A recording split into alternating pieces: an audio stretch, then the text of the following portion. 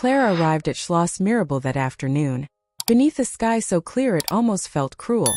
The scent of white roses hung heavy in the air, mingling with the faint trace of expensive perfume and polished marble. Inside the grand hall, chandeliers shimmered like frozen stars, scattering light across a world she had quietly built but no longer belonged to. Every note of music, every crystal flute of champagne, it was all paid for by her. She wore a simple blue silk dress, the kind that spoke of grace without needing attention. In her hand, she carried a small silver box wrapped in neat paper. Inside lay a pearl necklace passed down through generations. It was meant to be Sophie's something old, a quiet bridge between mother and daughter. But when Sophie saw her, the air shifted. Her smile faltered, her eyes widened in panic. For a brief second, time held its breath. Then came the words, trembling yet sharp enough to cut through years of devotion. "Mom, you're not invited. Please go away." The hall fell silent. Conversations stopped. All eyes turned toward Clara, the mother who no longer had a place in her child's story. Her fingers tightened around the silver box. She wanted to speak, to remind them that everything, from the roses to the music, existed because she had once believed in love without limits. But she said nothing. She placed the gift on a nearby table and walked away, her heels echoing softly on the marble floor. Each step felt like a farewell, not to her daughter's wedding, but to the illusion that love alone could keep a place in someone's heart. If you're still listening, we want to sincerely thank you for spending your time with us. Truly means a lot. We'd love to know, where in the world are you watching from? Drop your country in the comments and let's see how far this message has reached. If you haven't subscribed to the channel yet, I highly recommend doing it now so you won't miss any of our upcoming stories. These aren't just ordinary stories, they're filled with meaningful life lessons that can inspire, teach, and stay with you long after the video ends. Hit that subscribe button and join our growing community. The wind outside the castle was sharp, slicing through the warmth of the afternoon like truth through illusion. I walked slowly across the gravel courtyard toward my old Volkswagen, the same one I'd been driving for nearly 15 years. Its faded blue paint looked almost embarrassed among the glossy black Mercedes and Bentleys parked in neat rows. The laughter from inside the castle drifted faintly through the open windows, muffled by distance and privilege. Each step away from that place felt heavier than the last. I tried not to cry, but my throat tightened, and the world blurred around the edges. I had imagined this day so many times, walking Sophie down the aisle, adjusting her veil, whispering how proud I was. Instead, I had been dismissed like a stranger who had wandered in by mistake. When I reached the car, I leaned against the door, gripping the handle as if it could anchor me. The Salzburg sky was heartbreakingly blue, too beautiful, too indifferent. I looked at my reflection in the window. Tired eyes, faint lines that no makeup could soften. And I wondered, when did I become invisible to her? Memories came in flashes, sleepless nights at the hospital when Sophie had pneumonia at 6, the years I worked double shifts at the clinic to pay for her piano lessons, the day I emptied my savings account so she could study music in Vienna. Every sacrifice had felt worth it. I had believed that love, when pure enough, would never be forgotten. I built her world with my own hands. I whispered to no one. And now she tells me I don't belong in it. My voice cracked on the last word. It wasn't anger I felt, not yet. It was something colder. The kind of grief that doesn't scream, only sinks. I slid into the driver's seat and closed the door. Inside, it smelled faintly of old leather and lavender, a scent I used to spray before picking Sophie up from school. She used to say it reminded her of safety. Now it only reminded me of loss. Through the windshield, I watched the guests arriving in their glittering dresses and tailored suits. A woman in heels the color of champagne stepped out of a limousine, laughing. She could have been Sophie's future mother-in-law, elegant, untouched by struggle. I wondered if she had ever wiped tears off a child's face with trembling hands. Probably not. The contrast was almost cruel. My rusted car against their polished world. I had spent years building a life for Sophie that would be free from the limitations I had endured. I had wanted her to have choices, opportunities, dignity. But somewhere along the way, she must have learned to see my simplicity as shame. My hands trembled as I reached for my phone on the passenger seat. I didn't even know why, habit maybe. The screen lit up and for a moment her name appeared in my recent calls. The ache in my chest deepened. Then, almost by accident, I saw another name, Mr. Berger, lawyer. He had called earlier that morning right before I left home. "Mrs. Adler, there's been progress with the estate issue," he'd said. I hadn't paid much attention. I was too focused on the wedding. But now, sitting alone in that car, the memory of his calm, deliberate tone returned to me. Estate issue. Something inside me shifted like a quiet click in a locked door. I sat there for a long while, staring at the castle's white facade shimmering in the distance. My heart was breaking, yes, but behind that pain, another feeling was beginning to take shape. A stillness. A strange, almost dangerous clarity. I wiped my tears with the back of my hand, started the engine, and took one last look at the silver box I had left behind. The necklace, 3 generations of women's sacrifices, now abandoned in a room full of strangers. Then I whispered, "Enough." The car's old engine rumbled to life, louder than I remembered, almost as if it agreed with me. I shifted into gear, drove away from the castle gates, and watched the reflection of the marble steps fade in my rearview mirror. I didn't know exactly what I would do next, but for the first time in years I wasn't moving for Sophie. I was moving for myself. The drive from the castle to the city felt both endless and fleeting. The road wound through the golden afternoon light of Salzburg, lined with old chestnut trees whose leaves shimmered like coins. I didn't feel anger yet, just a strange hollow calm. It was the kind of quiet that comes after a storm, when the world holds its breath before deciding what to become next. When I reached the edge of the city, I parked near a small cafe and stared at my phone again. My reflection looked back at me in the screen, the face of a woman who had given and been dismissed with one sentence. "You're not invited. Please leave." I exhaled slowly, then pressed call. The first number belonged to the Vienna Commercial Bank, the same place where I had opened a joint account years ago to manage Sophie's education fund. That account had quietly evolved into something larger, a portfolio tied to several wedding transactions. I had been the financial guarantor, the quiet backbone of this celebration she now pretended I had no place in. "Vienna Commercial Bank, this is Mr. Weiss speaking. How may I assist you?" "This is Mrs. Clara Adler," I said, my voice steady but detached. "I need to terminate all outgoing payments linked to the Mirabell Castle wedding event, effective immediately." There was a pause on the other end. "Ma'am, that's quite a large list of transactions. May I ask for verification?" I provided the codes one by one methodically like a surgeon making incisions. The venue deposit under Castle Management Salzburg, the catering company, Edelweiss Gourmet, the floral arrangements by Fleur de Lune, the orchestra contract, Salzburg Philharmonic Ensemble. All of it. He hesitated. "Effective when, Mrs. Adler?" I looked out at the street where the autumn wind was scattering petals from a florist's display. "Effective immediately." There was another pause, softer this time. "Understood. The transactions will be frozen and the vendors notified." "Thank you," I said. "That will be all."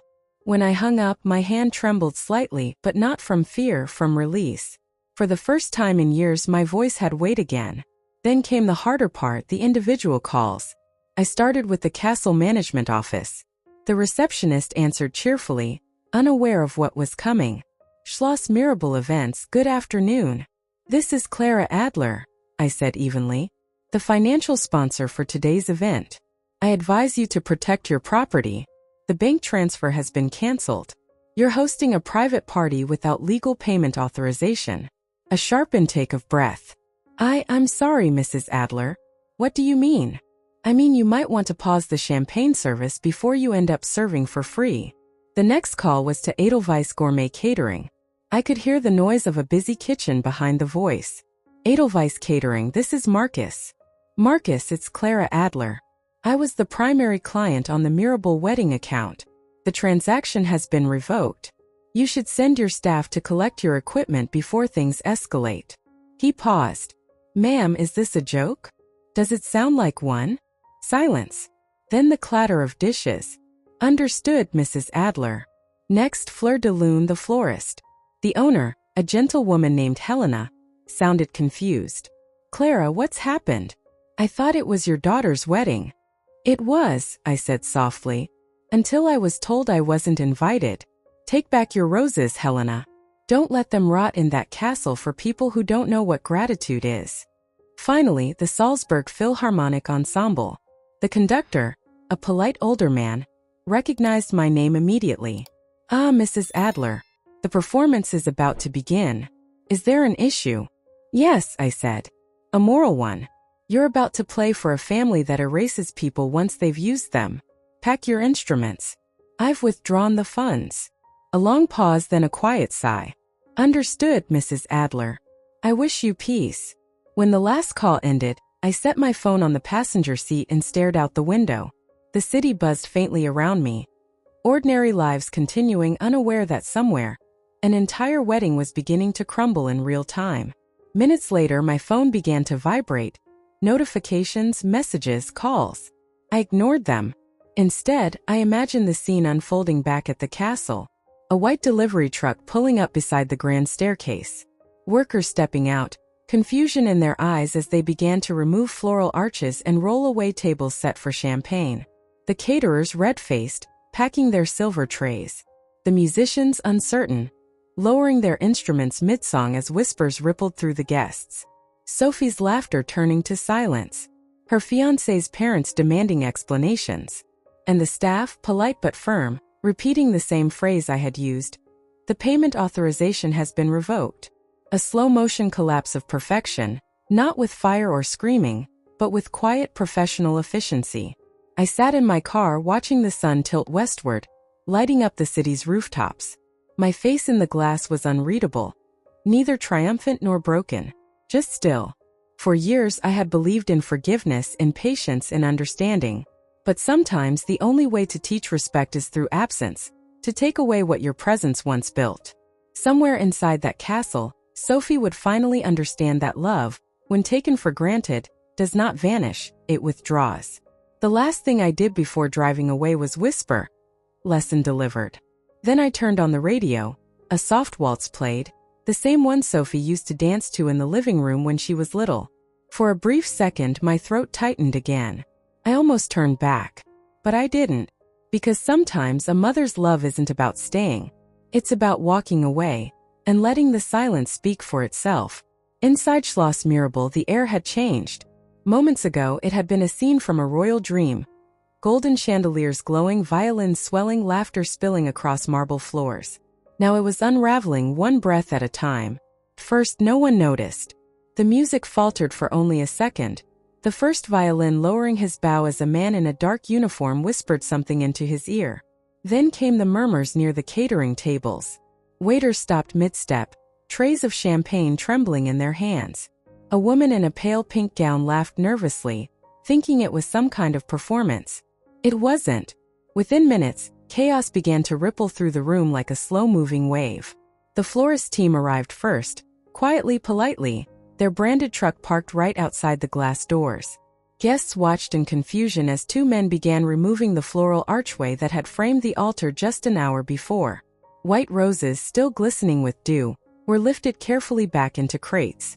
Then came the caterers. Their head chef, Marcus, strode through the hall with an apologetic expression, instructing his staff to collect every silver tray and covered dish. The smell of roasted lamb and truffle risotto still lingered, but the feast was gone before anyone could take another bite. "What on earth is happening?" gasped Sophie's fiancé, Franz Keller, his face tightening with embarrassment. He had always been proud of order, of image. Disorder terrified him. "Excuse me," he barked, striding toward the catering staff. "Where do you think you're going? The reception isn't over." Marcus looked uneasy but firm. "I'm sorry, sir. The payment authorization was revoked. We've been instructed to retrieve our property immediately." "By who?" Franz demanded.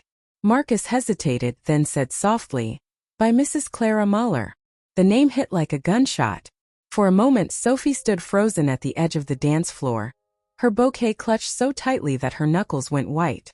Her eyes darted toward the castle doors, the same ones her mother had walked out of earlier that afternoon. "This is a mistake," she cried, her voice cracking. "My mother wouldn't." But the words caught in her throat, because deep down she knew her mother would. One of the event coordinators approached nervously, holding a clipboard. "I'm so sorry, Miss Keller," she began. But all contracts under this event were linked to Mrs. Muller's bank account. We've received notice that the transactions have been cancelled, effective immediately. Sophie's mouth opened but no sound came. Around her, whispers were spreading.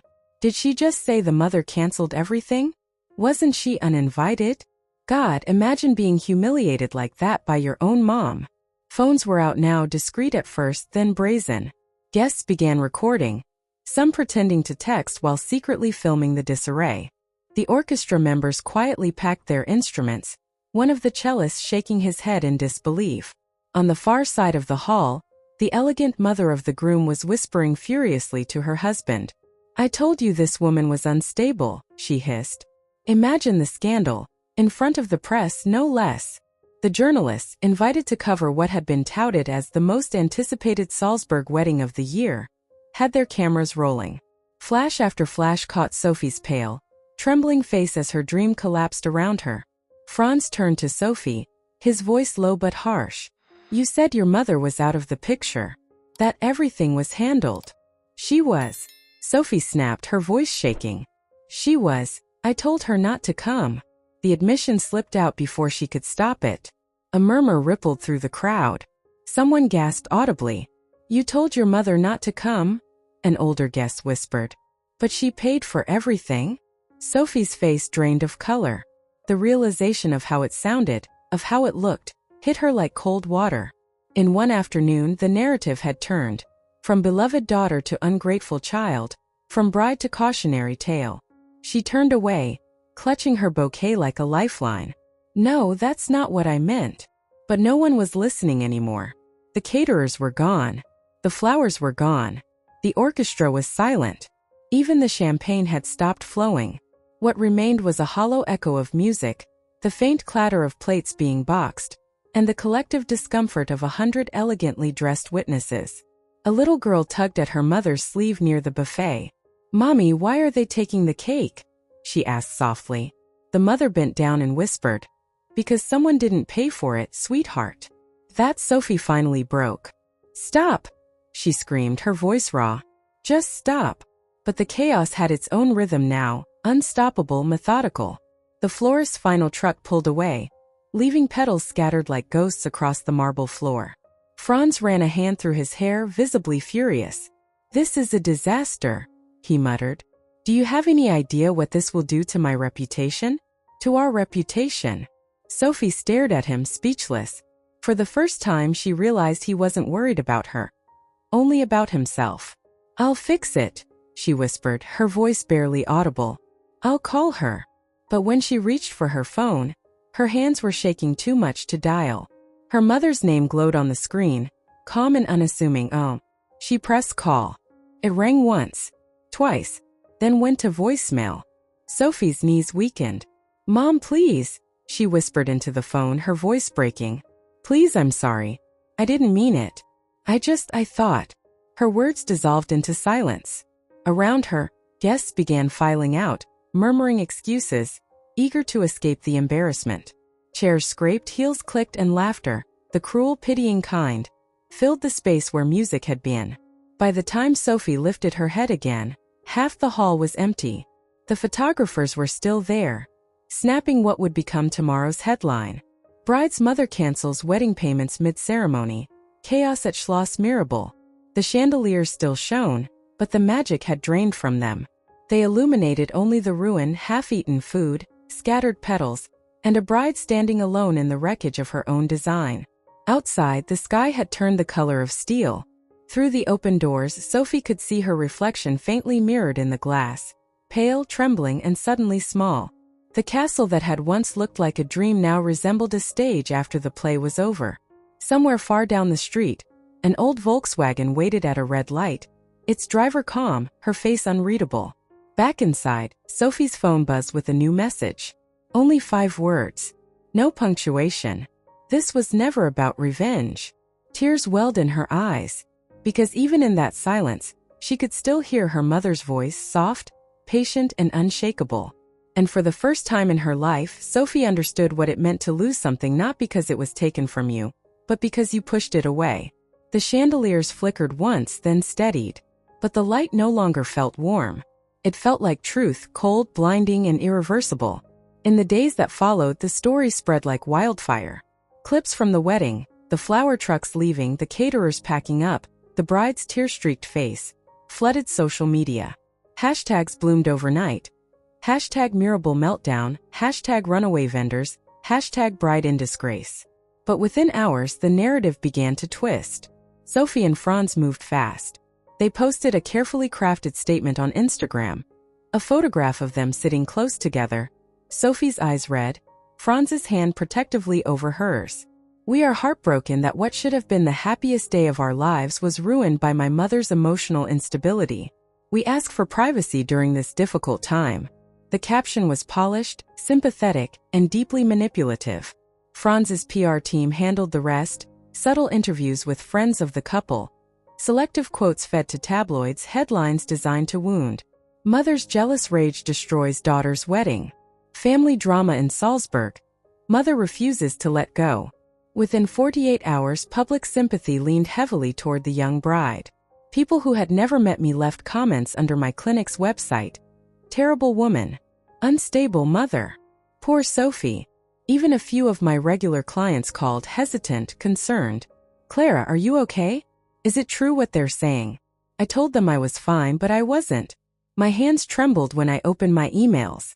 Colleagues from the hospital wrote politely worded messages suggesting I take some time off to recover. The implication was clear. I had become a liability. For a week I said nothing. I let the noise grow. I let the lies breathe because lies, like fire, eventually consume their own oxygen. And when they did, I acted. I spent nights at my kitchen table, under the dim yellow light, surrounded by folders and files. Bank statements. Tuition receipts. Apartment deeds. Flight tickets. Each page told the same story: 30 years of sacrifice. Every euro accounted for. Every promise kept. When the pile was complete, I added up the total: 1.2 million euros. The cost of raising a daughter to believe she owed you nothing. I didn't call Sophie. I didn't send her messages or plead for understanding. I went straight to the truth. 3 days later, I booked a press conference at Hotel Sacher in Vienna, the same hotel where Sophie and Franz had celebrated their engagement party. The irony wasn't lost on me. The morning of the event, I dressed in a charcoal gray suit, my hair pulled neatly back. No tears, no anger, just clarity. The ballroom was packed. Reporters, cameras, flashing lights. The same journalists who had written headlines about my meltdown now leaned forward, curious. I took the podium and began calmly. My name is Dr. Clara Müller. I am a physician, a researcher, and most importantly, a mother. I placed a thick folder on the stand. For those who have written about me, who have speculated, insulted, and pitted, I have no intention of defending myself through emotion. I will speak only through evidence. I opened the first page. This is the invoice from Mirabell Castle, paid in full under my name. This is the bank record for the catering service, the orchestra, the florist. Every signature is mine. And this, I held up a document with trembling but steady fingers, is the total I have provided my daughter over 30 years, for her schooling, her rent, her career, her wedding. 1.2 million euros. The room fell silent. Cameras clicked like distant thunder. I was told, I continued, that I wasn't invited to the wedding I paid for. I complied. I left quietly. What followed was not an emotional outburst, but an act of boundaries, of reclaiming the respect every parent deserves. I paused. This is not vengeance. It is clarity. There is a difference. When it was over, I thanked the room and walked out to the courtyard. The cold Vienna air hit my face, clean and sharp. Behind me, the reporters were already talking, not about scandal but about strength. That night, I uploaded every document to a public website titled 30 Years of a Mother's Sacrifice. There was no commentary, no accusations, just facts, dates, and signatures. Within hours, the story flipped. Journalists began revising their pieces. The new headlines read, Dr. Müller proves 1.2 million euros in support. Mother's side of story changes everything. The truth behind the Mirabell wedding. A mother's silence, a daughter's betrayal. Comment sections flooded with apologies. I judged her too quickly. She didn't lose her mind. She lost her patience. This woman deserves respect, not ridicule. Television hosts dissected the timeline, showing receipts and contracts on screen. Psychologists debated the psychology of entitlement and generational neglect. Someone even coined a new phrase online, the Muller principle. The idea that sometimes the quietest person in the room holds the most devastating truth. By dawn, public opinion had shifted completely. For the first time in weeks, my phone buzzed not with concern but with gratitude. Messages from mothers around the world poured in. Thank you for standing up for us. You gave every invisible parent a voice. We're proud of you, Clara. I sat by the window of my apartment overlooking the Vienna skyline. Below, trams hummed along the street, people hurrying to work. Unaware that somewhere, a story had just changed direction. I poured myself a cup of coffee and opened my laptop. The website counter showed over 2 million views in less than 12 hours. Somewhere Sophie must have been watching too. But unlike her, I didn't need to post a photo or a statement. I didn't need filters or PR teams. I had truth, and that was enough. For weeks, Vienna's glossy society pages had been filled with whispers about the wedding collapse at Schloss Mirabell. Photos of the chaos were everywhere. The half-decorated ballroom, the orchestra leaving mid-song, Sophie's tear-streaked face frozen under the chandeliers. Her name, once spoken with admiration, now carried the weight of scandal. At first, Sophie tried to survive the storm by pretending it wasn't real. She stayed in her hotel suite, ignoring calls from her father-in-law and journalists. But the silence grew heavier each day. Franz became distant, cold, transactional. He stopped answering her messages, stopped appearing in the hotel lobby. Then one morning, a concierge politely informed her that the room bill, over 7,000 euros, was no longer being covered by the Lechner family. That night Franz finally came. He didn't shout. He didn't argue. He simply placed his wedding ring on the marble table and said, "My family's reputation comes first. You knew the risks." And then he walked away. Within hours, Sophie's world crumbled completely. Her credit cards were frozen. Her name removed from joint accounts. The friends who had once begged for invitations to her wedding stopped replying. The influencer who had posted her bridal photos quietly deleted them. By the third day, Sophie was alone in her suite, sitting on the edge of the bed in the same dress she had worn during the rehearsal dinner. Mascara stains darkened the pillow beside her. For the first time she realized she had no plan, no money, and no one left to call, except the woman she had told to go away. Her hands trembled as she scrolled through her contacts. Finally she pressed Mom. Clara Müller speaking. Came the calm voice on the other end. "Mom," Sophie sobbed, her breath catching between words. "Please. I've lost everything." Franz left the hotel. "They're asking me to leave. I don't know what to do." There was a long pause. Only the faint hum of traffic filled the silence. When Clara finally spoke, her tone was steady. "Do you understand why this happened, Sophie?" Sophie's tears fell harder. "Because I hurt you. Because I thought I didn't need you." "No," Clara said gently. "Because you built your life on something fragile, approval, appearance, dependence. I warned you, but you mistook love for control." Sophie pressed her hand to her mouth, shaking. "I was cruel to you. I said things I can't take back. I didn't even invite you inside that day. I thought you'd always be there anyway." Clara closed her eyes. "A mother's presence is not a guarantee, Sophie. It's a gift, one that must be respected." The conversation drifted into silence again, both women sitting with their memories. For Clara, it was years of birthdays spent saving for Sophie's future. For Sophie, it was realizing how blind she had been to that devotion. "I'm not asking for money," Sophie whispered finally. "Just a chance to fix things." Clara exhaled, slow, deliberate. "I will help you once. I'll transfer 1,500 euros. That will cover what you need for the next few weeks: food, rent, and time to think. But after that, there will be conditions." "Conditions?" "You will find a job, any job. You will not contact me for financial help for 6 months. You will learn how to stand on your own. If you can do that, I'll be here when you're ready to start again." Sophie nodded, though Clara couldn't see her. "I understand," she said softly.